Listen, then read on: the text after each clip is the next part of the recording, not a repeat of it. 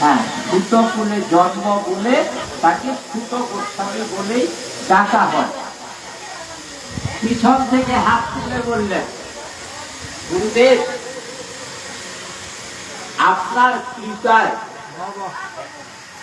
আপনি যেভাবে বলেছেন, যেই কথাটা বলতে গিয়ে যেভাবে মাথা নেড়েছেন, যেভাবে হাত তুলেছেন, আপনারই কৃপায় আমি সেটা হৃদয়ে ধারণ করি।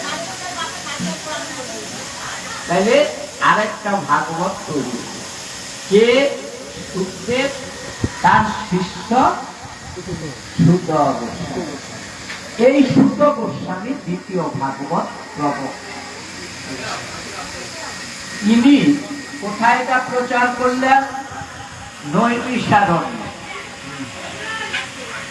নৈমিষারণ্যে কি করে প্রচারটা হলো?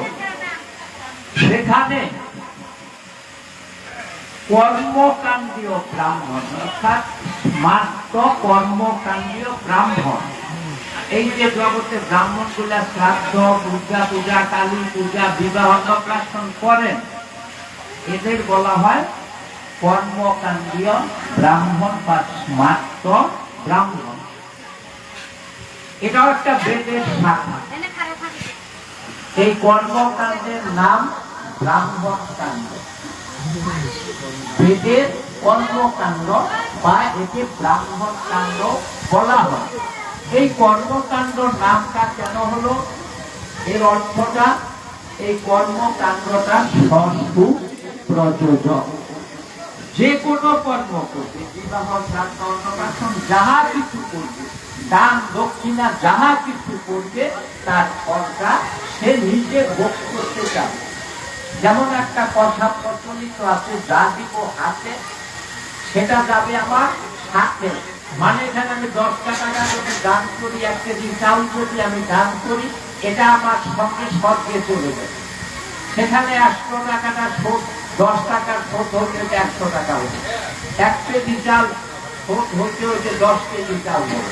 ওইটা আমি ওখানে বসে বসে ভোগ করছি। এইরকম সর্ব সুখ কাম কর্মকে বলা হয় কর্মকাণ্ড। এর নাম ষষ্ঠী প্রযোজক কর্মকাণ্ড। এবং ত্রয়ী ধর্মা গতাগতি অনুপ্রপন্তে মত্তলোকং বিষ্ণু। এই যে কর্মগুলি করে যে ফলটা অর্জিত হবে, ফলে কিছুকে সর্বভোগ হবে। আর ওই যে